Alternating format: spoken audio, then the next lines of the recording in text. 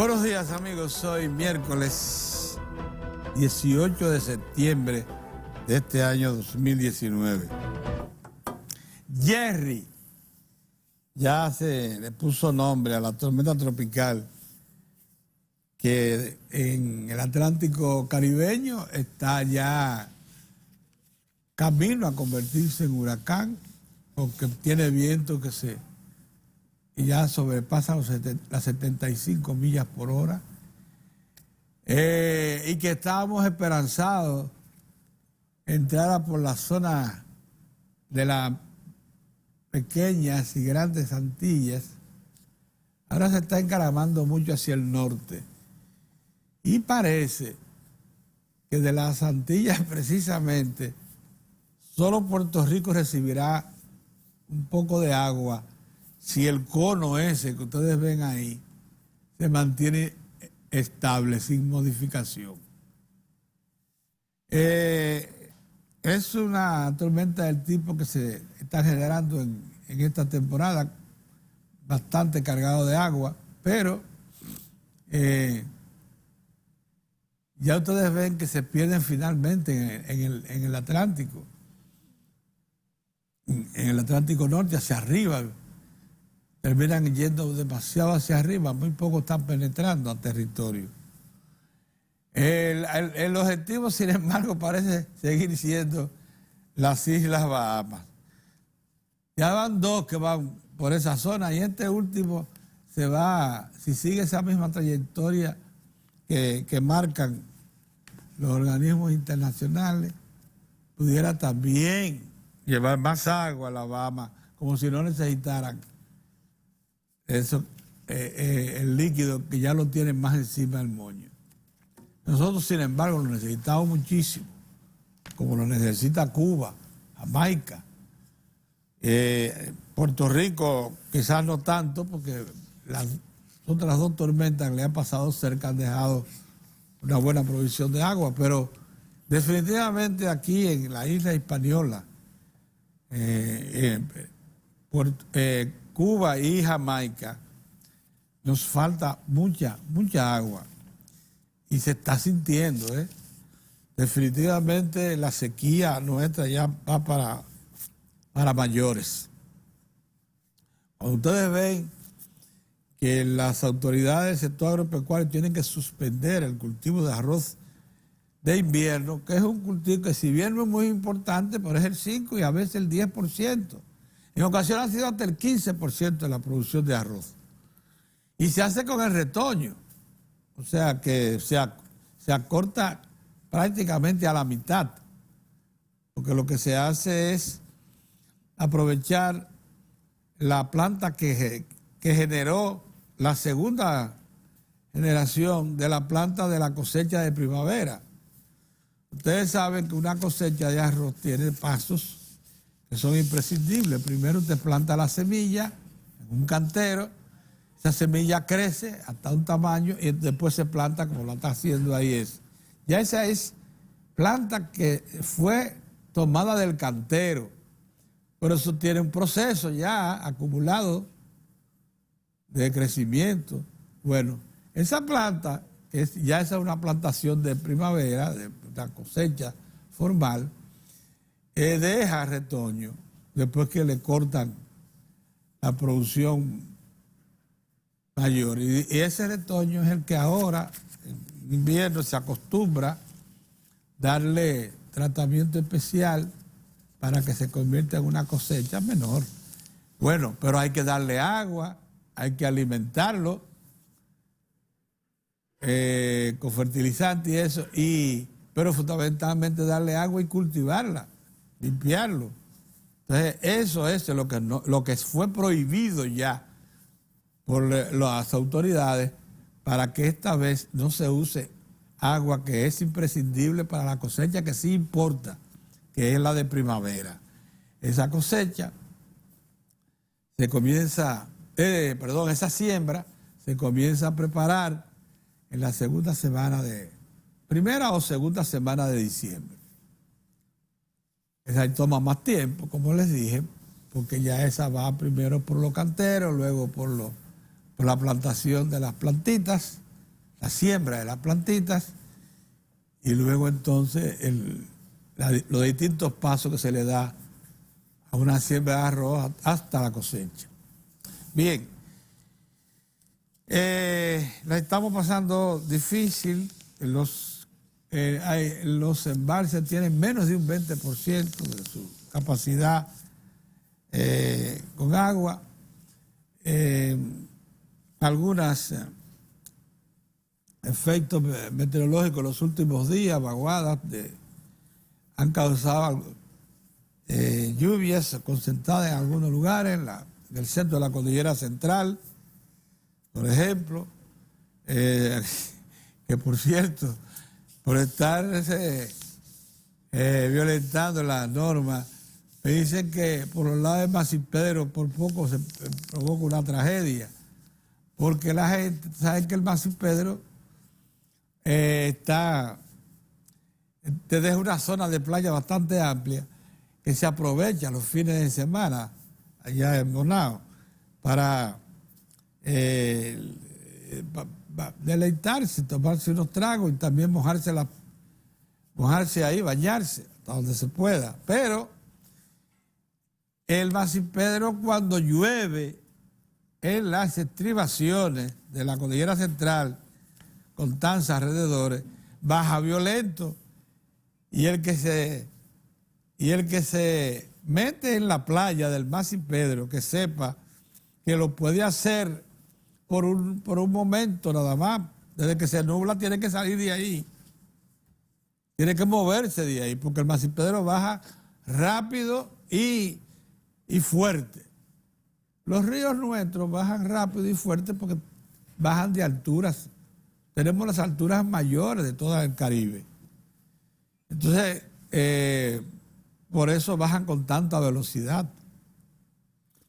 Y de ahí su peligrosidad, porque arrastran, se llevan con violencia, palos, piedras, etcétera, se llevan lo que encuentren de por medio. Me dicen que hay unas fílmicas por ahí del río Masipedro que este fin de semana bajó duro y por poco provoca una tragedia. Porque la gente plantó mesas de dominó, de trago, en la misma orilla del río. ¿Qué ustedes creen que pasó cuando bajó el Masipedro duro, como acostumbra hacerlo? Que se salvaron de milagro muchos de los que estaban ahí. Bien. Jerry se ha encaramado un poco hacia el norte y por tanto pudiera dejarnos fuera de su área de influencia, si es que mantiene esa dirección. Si cambia un poco hacia abajo, en vez de, o sea, hacia el sur, en vez del norte, entonces pudiera hacer que nos traiga agua. Crucemos los dedos, oigan cómo son las cosas, para que se acerque. No, digamos la verdad es que queremos agua. Un poco riesgoso, sí, ciertamente, si baja demasiado y se interna en el territorio nacional con esa fuerza de vientos huracanados y mucha agua, bueno, sabemos lo que eso significa. Pero si se va tan alto como proyecta las autoridades y ese cono, entonces no nos va a traer los beneficios de una buena precipitación que pudiera venirnos en este momento muy bien para ponerle fin a una sequía prolongada. Ya lleva más de 10 meses. Es terrible. Vamos a ver, todavía faltan algunas tormentas más que se originen en la zona. Estamos en medio mismo de la temporada ciclónica. Ya Florida tiene agua por un tubo, porque la mayor parte de los fenómenos que se han generado hasta el momento han llegado muy cerca de sus costas y ha, por tanto, provocado bastantes precipitaciones. En la Florida, lo mismo que en la costa del Golfo, costa norteamericana que da al Golfo de México, ahí ha habido mucha agua, que ya quisiéramos nosotros, para que lo sepan, así es la cosa. Bueno, dicho esto, queremos también significar que parece que la campaña por la precandidatura por la candidatura oficial de los dos grandes partidos se activará mucho este fin de semana. A partir de ayer ya Gonzalo Castillo dio la cara, porque este fin de semana dicen que lo utilizó para programar, proyectar, pero ya ayer apareció un acto masivo y se dice que no dejará de activar hasta el mismo día 4 de octubre, 2 días antes de las votaciones. Leonel sigue por sus fueros. Leonel no para, evidentemente, como se lanzó mucho antes que el señor Castillo, tenía su programación ya hecha y ha venido cumpliéndola plenamente. Está visitando prácticamente todo el país, todos los grandes municipios del país. Es un programa que le da mucha ventaja porque ya estaba elaborado, mientras que Castillo tuvo que rápidamente crearlo. Pero me dicen que el Castillo con todo su equipo se va a activar lo suficiente a ver si recupera terreno en eso de estar presente con toda la comunidad PLDista por todo el país. Interesante, señores. La democracia de eso es que se nutre,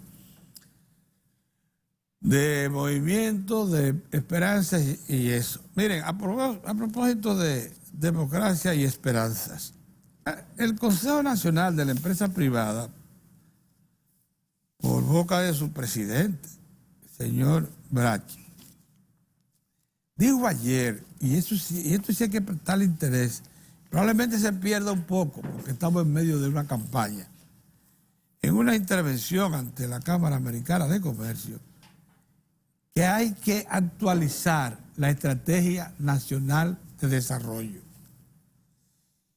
y ponerla a tono con nuevas demandas que se han creado en estos últimos años. O sea, la economía es un ser viviente, la sociedad también, y va cambiando y va introduciendo nuevas necesidades.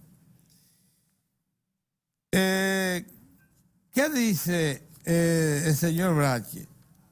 Bueno, que por efecto de esos cambios, algunas proyecciones que se hacen en la Estrategia Nacional de Desarrollo, acuérdense que la estrategia tiene alrededor de 8 años de vigencia y que primero se creó una serie de retos como crear leyes, etcétera, que fueron surgiendo paso a paso, no fue de inmediato. Y hasta muy recientemente todavía se estaba en procura de que se materializaran una serie de iniciativas legales que le dieran paso a la ley. Lo que dice don Pedro Brachi es que el examen acerca de lo que es el mercado actual, de los retos que le presenta a la República Dominicana estar participando en una economía globalizada, obliga a que actualicemos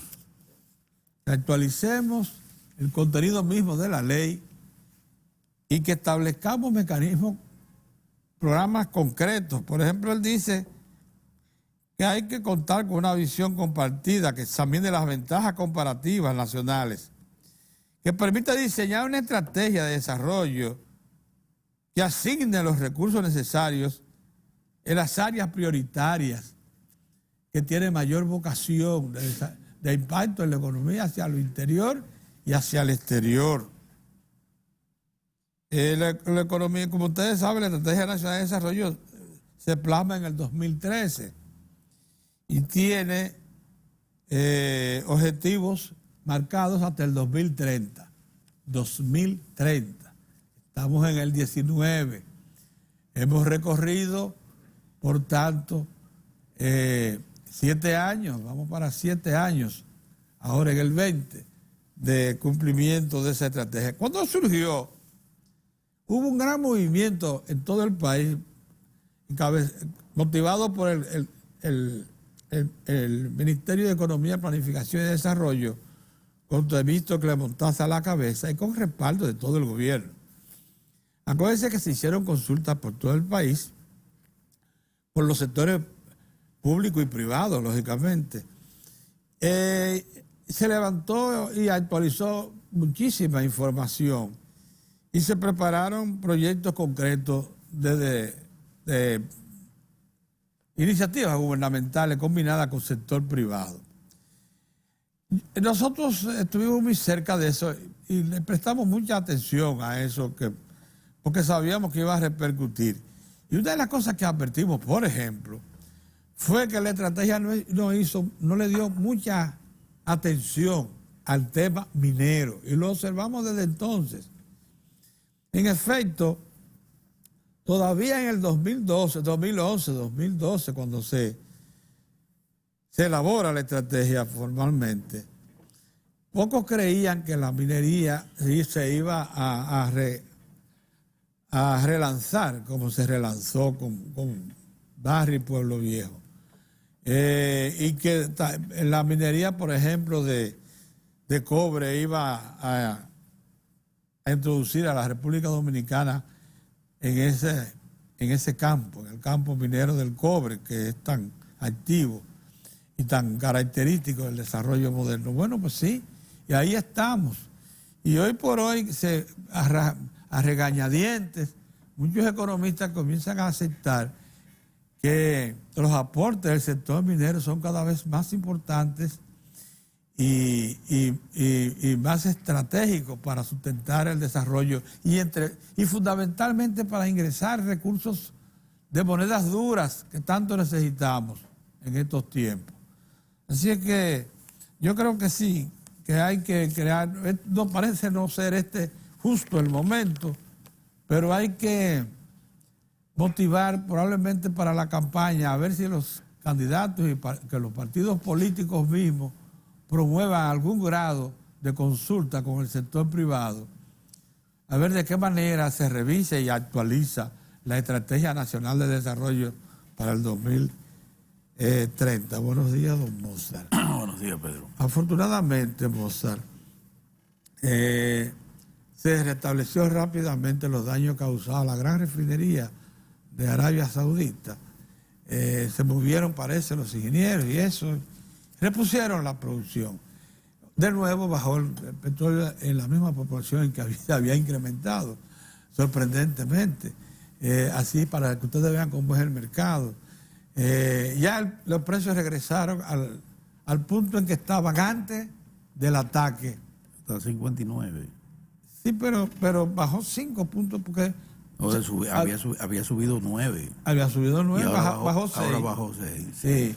Pero ¿ves? Al bajar 6 ya te indica claramente que viene a claro. procura del nivel en que estaban. ¿Qué quiere eso decir? Que no pan del cúnico, ¿no? ¿Verdad? Sí. Porque la gente ya estaba planteándose medidas de emergencia. Pero un momentito, vamos a coger la cosa con calma, ¿no? ¿Verdad? Sí, sí. Y no vamos a perder el juicio. Claro. Bueno, buenos días, buenos días. Mira, dice el gobernador del Banco Central, es bueno también que se inyectaron 50 más. Sí, 50. Más, y que Así se es. tiene previsto en lo que resta de semana otros 50 para tele 150. Ok. Y con eso tranquilizar a los que andan buscando divisas. Muy bien, muy bien. Miren, otra nublazón ahí sobre el Gran Santo Domingo. Ojalá se haga lluvia, la nublazón. No sé el reporte, cuál es la situación en el interior del país.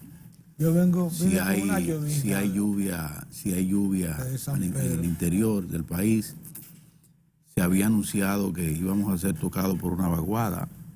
Jerry ya es una tormenta tipo huracanada. Sí, pero eso está todavía Pero se está encaramando. bastante lejos. Y va la ruta que ha seguido, que han seguido los últimos fenómenos, la lleva este. La verdad es que necesitamos a lluvia y vamos a ver qué pasa. Por otro lado, una buena noticia la da el administrador de la Corporación de Empresas, el vicepresidente, Rubén Bichara.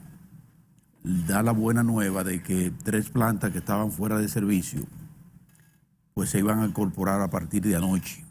Lo que quiere decir que a partir del día de hoy los apagones comenzarán a reducirse en forma sustancial en el país. Y esa sí es una grata noticia, no solo porque los apagones de por sí traen efectos terribles sobre la gente, malestar, en medio de una terrible ola de calor, además de que usted está pagando un servicio que no recibe, ya eso de por sí es como para irritar a la gente. Bueno, eso por un lado, sino que por el otro lado, eso ayuda en algo también a la Corporación del Acueducto y Alcantarillado de Santo Domingo y a las demás corporaciones de acueductos del país a que el agua que tienen pues puedan distribuirla, puedan usarla, porque pueden apelar a sus bombas para generar lo suficiente con electricidad y poder distribuir el agua que tienen, que es algo que también estaba afectando, que incrementaba aún más lo que de por sí es un déficit permanente de muchos años de agua potable, no solo en el Gran Santo Domingo, sino en otras muchas partes, muchas comunidades de provincias del país. Pero como les digo, la información importante es que el vicepresidente de la Corporación de Empresas Eléctricas Estatales anuncia que a partir de anoche se incorporaban 3 plantas que estaban fuera, dice don Bichara, que estaban en proceso de, ¿cómo que llaman?, de mantenimiento, pues se incorporan. Recuerden que ayer anunciaba la gente de la termoeléctrica Punta Catalina, que la primera está en línea con más de 350 megavatios, y por eso la situación que habíamos estado padeciendo no fue peor, porque estarle aportando esa cantidad cuando había afuera cerca de 900 megavatios, bueno, eso imagínense ustedes, pero ya eso se va a comenzar a estabilizar. Así que si era tema de campaña, saquen de agenda eso, porque de inmediato se aprovechan para el tema de la campaña. Si era tema de campaña coyuntural, que esa es la de gran desgracia de este país, saquen ese tema de agenda, porque va a mejorar la energía eléctrica, y traten de ser un poquito más competentes y enarbolar una campaña bien sustanciosa que le diga al país que hay que apostar a toda la cual fuerza política. ¿Verdad? Eso por un lado. Por otro lado, el gobernador dijo eso y otras muchas cosas. La primera, y yo la quiero destacar, porque ciertamente hubo nerviosismo, porque nosotros sí que conocemos los efectos terribles que tiene sobre nuestra economía esas variaciones que se dan en el mercado petrolero mundial. Y cuando el petróleo en determinado momento ha dicho voy arriba y perdura en un tiempo prolongado en alza, eso es prácticamente devastador para muchas economías, altamente dependiente de ese commodity, de ese recurso. Sí. Entonces eso es terrible.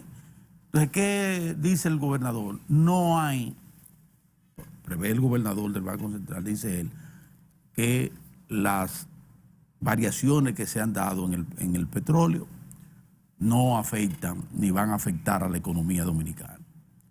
Eso es muy importante, sobre todo si viene del gobernador del Banco Central, que no dice la cosa porque quiera decirla, sino porque tiene los elementos de juicio primero, y segundo, los datos, las informaciones y las proyecciones para hacer una afirmación tan importante como esa, de darle garantías al país de que esas variaciones en el precio del petróleo no van a afectar nuestra economía. Y todo luce que es así, porque fíjense cómo en apenas 24 horas el petróleo sufrió un alza de cerca de 9 puntos. En un momento, desde que esos drones dispararon a esas centrales petroleras en Arabia Saudita, inmediatamente fueron ¿cuántos fueron los barriles que dejaron ahí mismo de operar? La mitad de lo que produce, la mitad de la oferta. De casi 10 millones. La mitad de la oferta de Arabia Saudita se fue ese día. Y es el mayor productor mundial con mucho. Uno de los más grandes, no es el mayor. No es el mayor, es el mayor. No, es el de mayor es el de mayor exportación de petróleo. Exacto. Pero no el de mayor producción de petróleo. Sí, porque, miren por qué. Es el que más exporta. Es el que más exporta, el que más miren vende. porque como al ser una nación pequeña, Sí. no consume mucho. Exactamente. Y entonces casi todo lo que produce es un sobrante de exportación. Pero es yo le quiero dar no solo a la diligencia, de Arabia Saudita, que dijo, no, pero nosotros vamos a reponer eso rápidamente. Y lo hicieron. Hay que sacarle su comida aparte también a nuestro amigo Donald Trump, que desde que hubo el incidente dijo, no se preocupen, nosotros estamos ahí en disposición de sacar y colocar en el mercado parte de nuestra reserva petrolera. Y ese pronunciamiento del presidente de esa gran nación que son los Estados Unidos aceleró el proceso. Vamos a reconocerle la cosa a la gente, Pedro, aunque no nos guste. Qué barbaridad.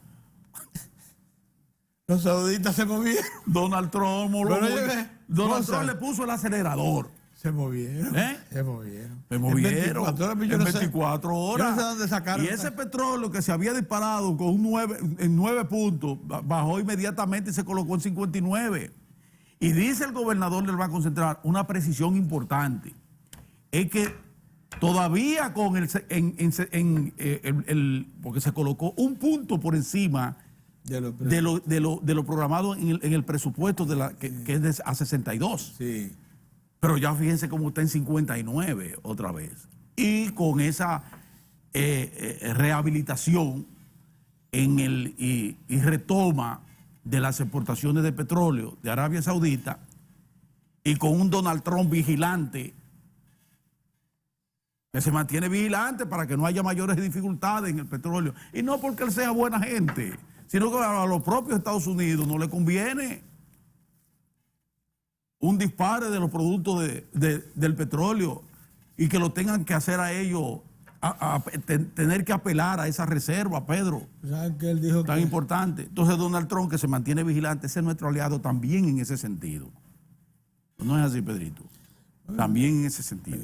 Vino en aliado para esos fines, para los fines nuestros. Sí, como para también el asunto haitiano también. Entre otras cosas. Pero ahí tiene que ser más concreto. Y también para el asunto de de crear las condiciones para más empleo en los Estados Unidos, que ha permitido que se incrementen las remesas para la República Dominicana. Yo quiero que todo eso es Donald Trump. La experiencia que tiene el Estado norteamericano. Pero bueno, lo importante es, señores, lo importante es lo que dice muros. Las garantías que da nuestro Banco Central, el Banco Central, en 2 aspectos que son fundamentales para el mantenimiento de la paz en este país, de la estabilidad social y política, porque todo eso depende de la estabilidad económica. Por eso decía el presidente del Consejo Nacional de la Empresa Privada, que hay que felicitar por esa magnífica intervención ayer en la Cámara Americana de Comercio, haciéndole ese llamado tan importante a la colectividad política nacional, al liderazgo político, de que independientemente del entorno político, hay que mantener la actividad productiva debe seguir y los procesos de cambio y de reforma y de desarrollo de la República Dominicana deben continuar. Es un llamado de atención importante. Eso es característico en todas las sociedades de desarrollo. Sí, claro, por supuesto.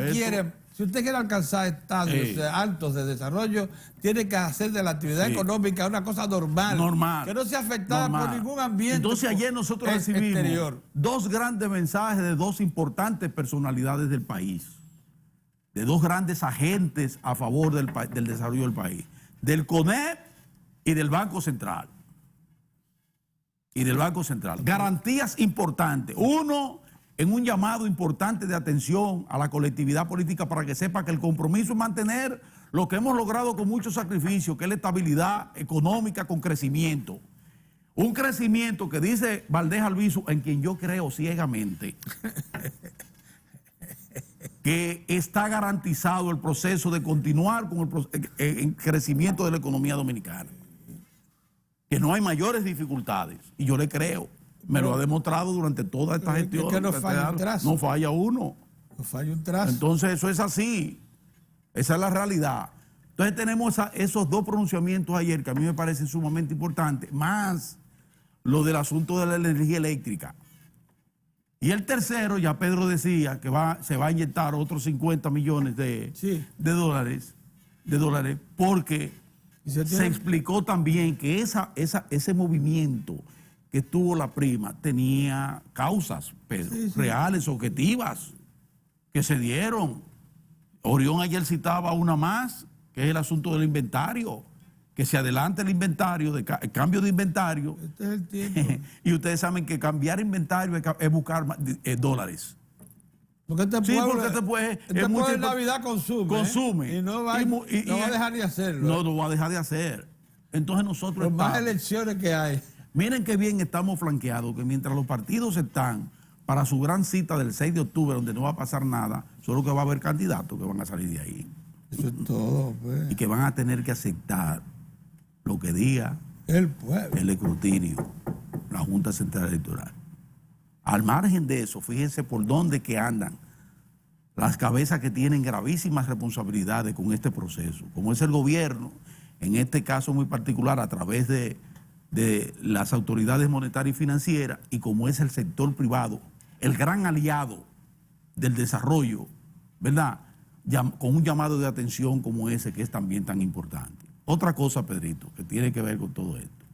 Ustedes saben que mientras el hacha va y viene, el niño que se hizo adulto ha continuado con sus efectos terribles, pero no tenía conocimiento de iniciativas, Pedro, que se tomaron desde el Ministerio de Agricultura, desde el gobierno a través de las diferentes instancias.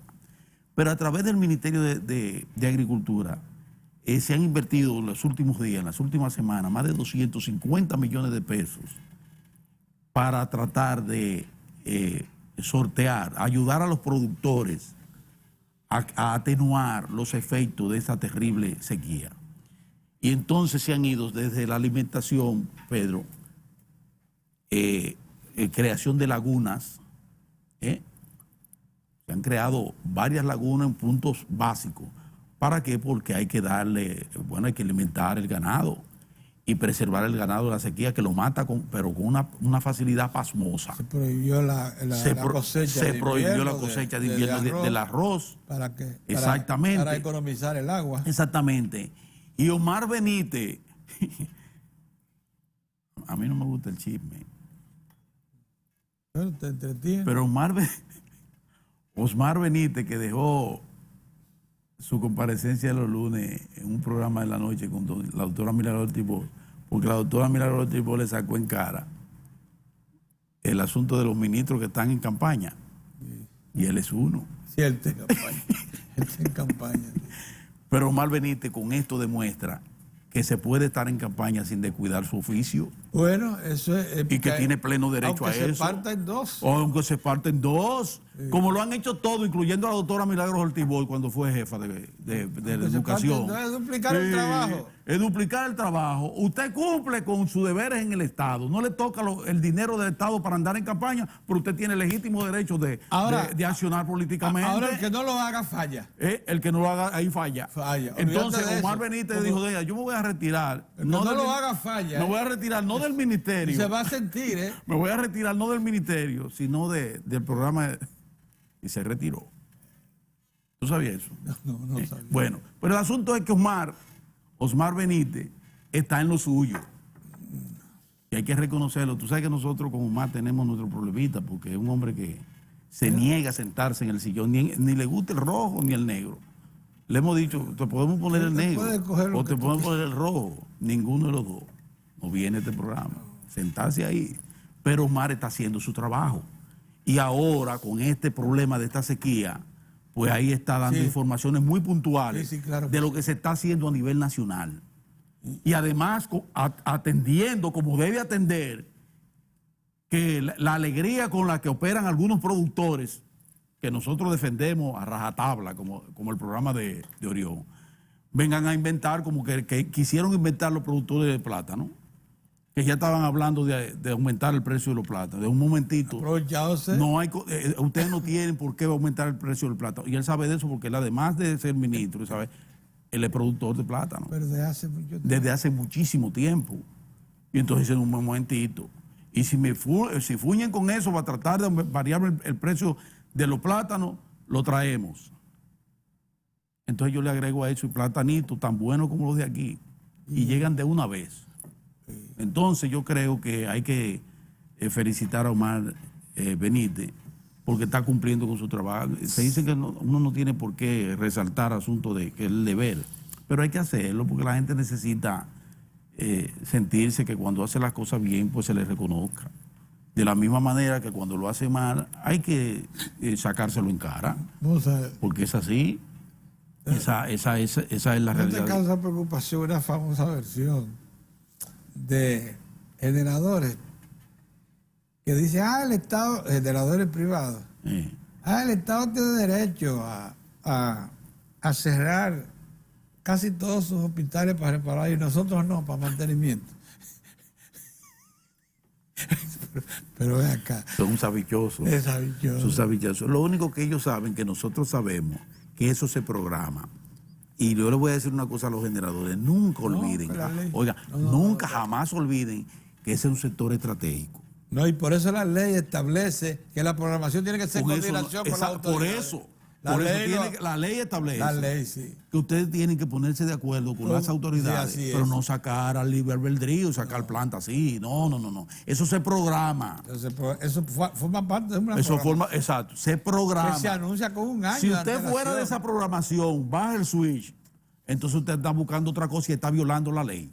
Ahora sí cae un rayo. ¿Cómo le cayó a Andrés? ¿Cómo le cayó? Un rayo que fue justo al centro. No solamente eso. Le dio en el centro. ¿Dónde fue que le dio? No, ese rayo fue tan certero. El rayo que cayó en la planta de Andrés de la AES, allá en Boca Chica, que desactivó 2 mecanismos de emergencia. 2. Que si fallaba. Primero, no era posible que fallara uno, hecho precisamente para soportar la caída de un rayo, sino que fallara el segundo. Y por eso fue a parar el rayo a la turbina.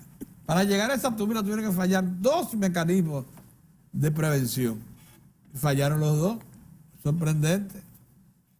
Yo no quiero pensar nada malo con eso, pero es sorprendente lo que pasó. Los ingenieros están todos sorprendidos. Tú le preguntas a cualquier ingeniero electromecánico y te dice, no, eso nunca había pasado. Mira, Pedro. Nunca había pasado. Lo que sí me inquieta un poquito, yo que estoy tan alegre con todo estos pronunciamientos del gobernador, el CONE, Omar Benítez, pero ahora dice el ministro de Salud que la atención primaria está entrampada. Y eso sí me preocupa, porque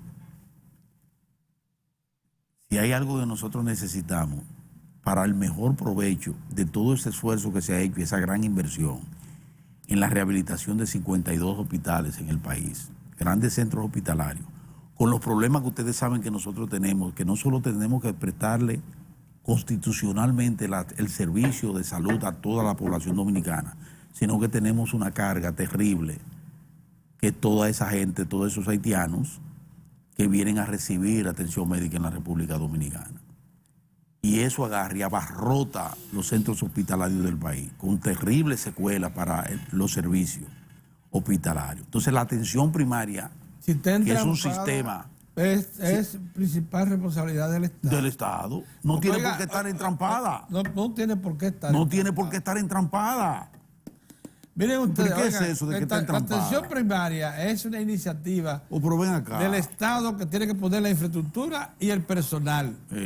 No está involucrado el sector privado. Es más, el sector privado, que inicialmente se interesó por el asunto, mostró cierta connivencia con la prestadora, las aseguradoras privadas. Entonces el Estado dijo, no, momentito, eso lo vamos a hacer nosotros. Y comenzaron a hacer, hay centenares. Hay centenares de centros de atención primaria. De centros de atención. Y esos centros están destinados a ser suplidos por personal que contrata el Estado. Por supuesto. Que por cierto, asunto que ha preocupado mucho al Colegio Médico Dominicano, que no quiere que eso acontezca para poder desarrollar sus iniciativas de negocio. Mira, yo no sé si es un asunto de estilo, Pedro, pero a mí no me agrada cuando desde una instancia de poder, pero si que es el Estado, es por inhabilidad de la propia autoridad. Entonces, eso sí es verdad. que lo diga el que está llamado a ser el coordinador para que las cosas marchen bien en el sector, el jefe del sector. Sí. Eso a mí me preocupa porque... ¿Tú sabes que vamos a traer a Guílamo? ¿Por quién está entrampado?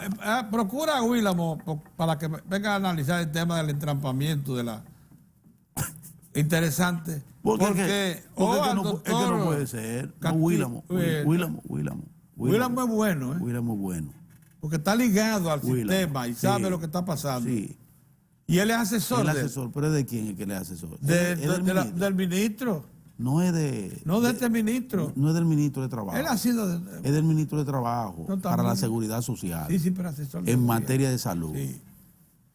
Sí, pero es cercano al ministro. Él me dijo que... Pero no importa, yo creo mucho en Guílamo. Es por eso. Guílamo es para que él nos explique un profesional por qué está entrampado. Es competente y es responsable. Óyeme, y pudiéramos traer también... También al de Cisarril.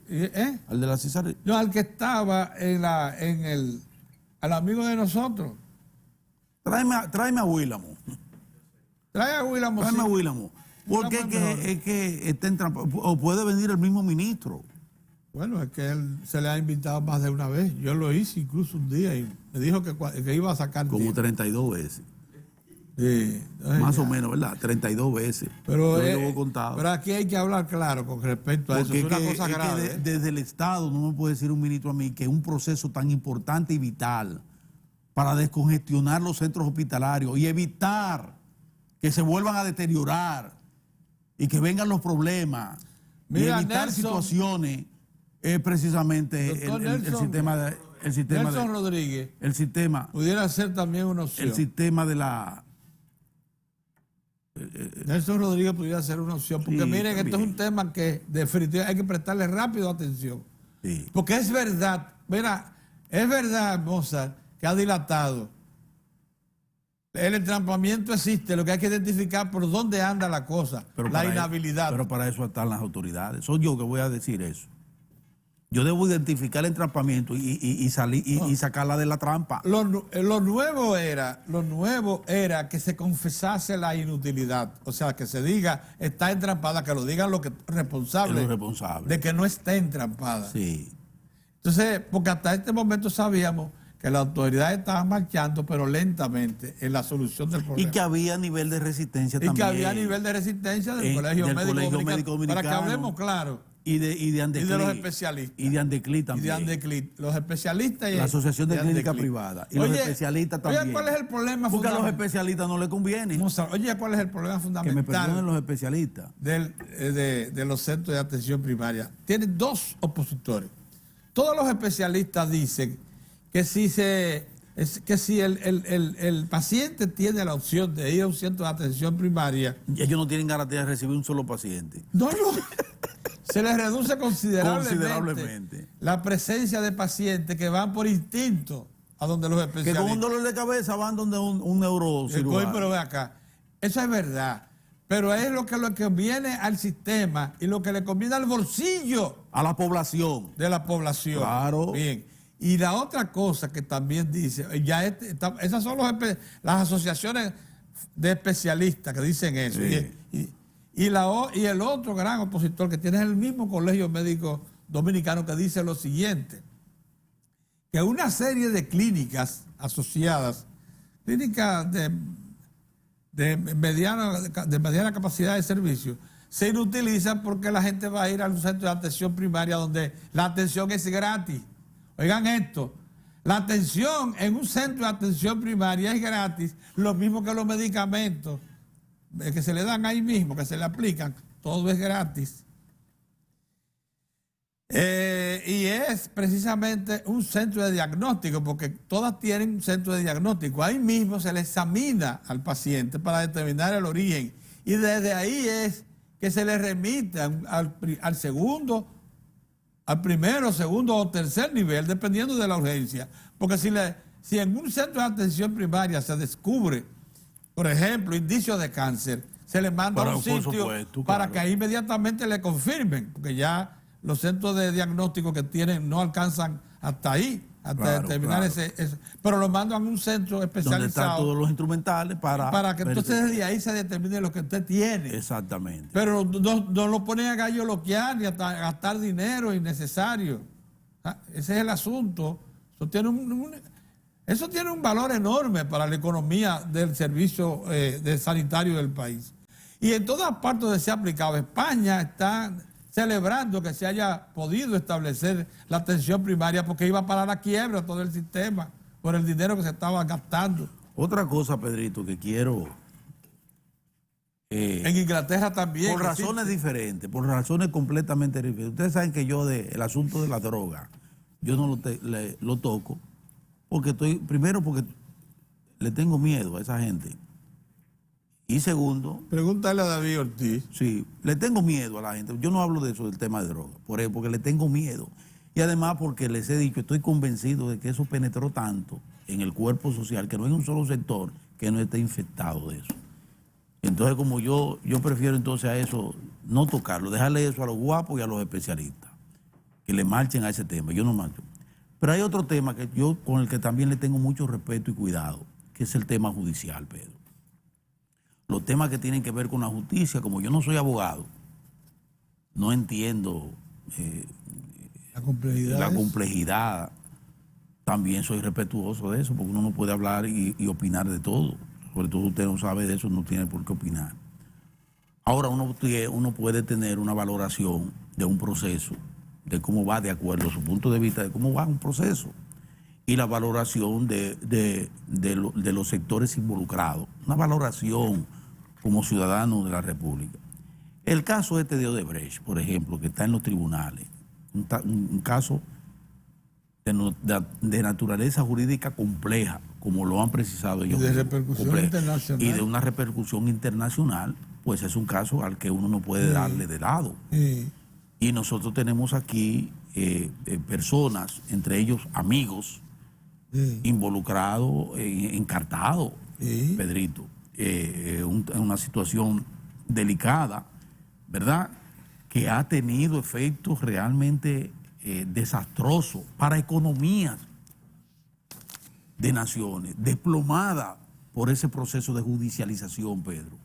O sea, economía, liderazgo que han ido a las rejas por ese mismo proceso, Pedrito. Y así es. Fíjense ahora la expresidenta Bachelet, ya señalada también por el mismo tema de Odebrecht, por $125,000, dije que usó en campaña. Es una chilatilla, pero... Es una chilatilla, pero ajá. ¿Tú entiendes? Es para que tú veas si es un tema engorroso. Entonces aquí ya eso está a nivel de la superioridad, porque eso es en la Suprema Corte de Justicia. Es en la Suprema Corte de Justicia porque hay ahí involucrado, hay un senador de la República que está encartado. Y uno que esté porque su jurisdicción para ser juzgado es precisamente al más alto nivel. No puede... Involucra a todos los demás. Exacto, entonces involucra a los demás. Y entonces van a ese gran tribunal. Sí. Y en ese gran tribunal está presidido por una persona que a mí, en el plano personal, me da mucha confianza, o sea, tranquilidad, que es el presidente de la Suprema Corte de Justicia, hijo de su papá. Joven, sumamente talentoso, que sin embargo, en el mismo marco del proceso, tuvo una vinculación precisamente con el senador y sirvió, cuando no estaba en esos menesteres, obviamente, como dirigente político de su partido, el de la Liberación Dominicana, pues estuvo acompañando como uno de los asesores de campaña y vocero de campaña de Tommy Galán en San Cristóbal. Sí. El senador, ¿verdad? De San Cristóbal. Entonces, Luis Henry Molina, Luis Henry Domina, excelente profesional, con una honestidad a toda prueba, pues se le pidió que se inhibiera por el tema porque como estuvo en una ocasión acompañando a ese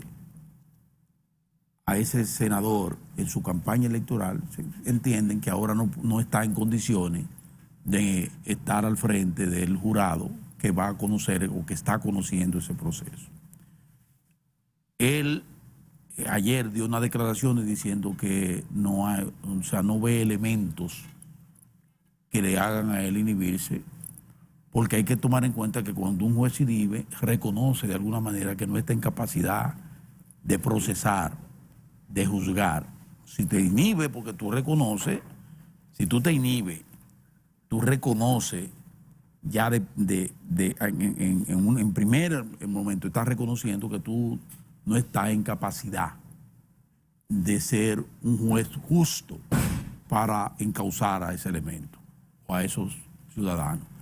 Entonces él le ha dicho, no, es que no, yo no veo por qué tenga que inhibirme, porque en ese momento yo era un dirigente del Partido de la Liberación Dominicana con una tarea política, tarea que han cumplido otros muchos, y no tengo por qué. Yo no sé, como les digo, como no entiendo mucho lo de la justicia, no sé, los especialistas dirán si él tiene o no tiene la razón, si hay elementos, porque además de pedir la inhibición, ya hay una instancia que se sometió para que el mismo tribunal decida si él está o no en condiciones. Están en el proceso, pero yo desconozco eso. Fíjense que inicié diciendo que dentro de los encartados hay amigos nuestros de mucho aprecio de nosotros, de gran aprecio.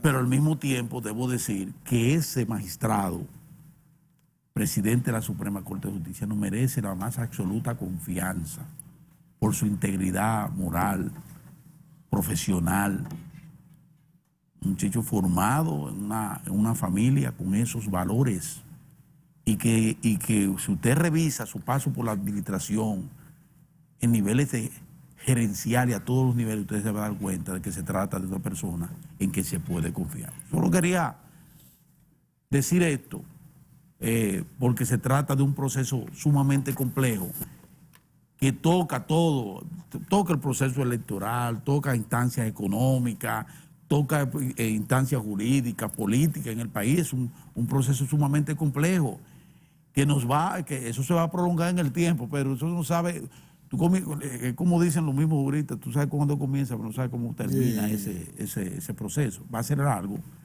pero no podía en modo alguno pasar por alto esa ponderación acerca del magistrado presidente de la Suprema Corte de Justicia, Luis Henry Molina. Un abrazo desde aquí para llegó la hora de hacer un alto. Y para los encartados, nuestros amigos que están ahí, Víctor. Vamos a tomar un cafecito para darle oportunidad a los economistas que ingresen a la sala. Sí.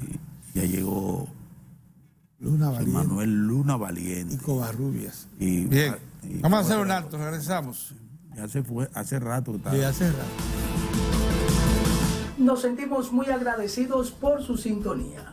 Se ha demostrado al transcurrir de los años que debemos de estar bien informados de todo lo que acontece nacional como internacional.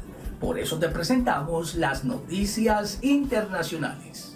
Con mucha expectación y protestas, como viene sucediendo con cada uno de los pasos que da el Reino Unido alrededor del Brexit, arrancó la vista del Tribunal Supremo para decidir acerca de la polémica. La máxima autoridad legal del país estudiará durante los próximos 3 días los veredictos respecto a este asunto tanto del Tribunal Supremo de Londres como de la Corte de Apelaciones de Escocia y sacará sus propias y definitivas conclusiones. La presidenta del tribunal aclaraba en el discurso de apertura que su fallo versará única y exclusivamente sobre el proceder de Johnson y en ningún caso el Brexit en sí. La decisión de Johnson de suspender el Parlamento durante 5 semanas fue llevada a la Corte escocesa, que resolvió que el primer ministro actuó de forma ilegal. El Tribunal de Londres, por su parte, consideró que dicha suspensión era una cuestión política que debía resolverse como tal. Los 11 magistrados del Supremo tendrán la última palabra. Tanto Puerto Príncipe, la capital, como otras ciudades se registraron tiroteos y lanzamiento de piedras, mientras que en algunas carreteras y avenidas fueron cortadas con barricadas y con neumáticos ardiendo. Medios locales hablan de un muerto víctima de un disparo de la policía cuando trataba de impedir que los manifestantes cortasen las calles. Haití sufre una fuerte escasez de combustible desde agosto. Los manifestantes acusan a muchos responsables de gasolineras de abastecer el mercado ilegal para hacer su agosto, particularmente en tiempos de penuria. El gobierno ha llamado a la calma y ha anunciado la inminente llegada de un cargamento de más de 200,000 barriles de derivados de petróleo esta semana. Un doble atentado en Afganistán ha dejado al menos 30 muertos. El primero se produjo por la mañana en el norte del país, cuando un artefacto adherido a una motocicleta explotó cerca del recinto donde se celebraba un mitin electoral del presidente afgano Ashraf Ghani. 24 personas murieron en el ataque, aunque dado el estado de los 30 heridos graves, es posible que el balance se eleve a lo largo de los próximos días. Poco después, otra explosión sacudió el centro de Kabul, cerca de la plaza Monsaud, donde se encuentra la embajada de Estados Unidos y varios edificios gubernamentales. Al menos 6 personas han muerto en este segundo ataque. El pasado agosto, los talibanes amenazaron con boicotear con violencia todo el proceso electoral con el fin de impedir su celebración, al considerar que están manipuladas por las potencias extranjeras. Para Diario de 4 en las internacionales, Giovanni Ramírez. Ahora nos vamos a un breve cambio y luego continuamos con más del contenido de Diario de 4.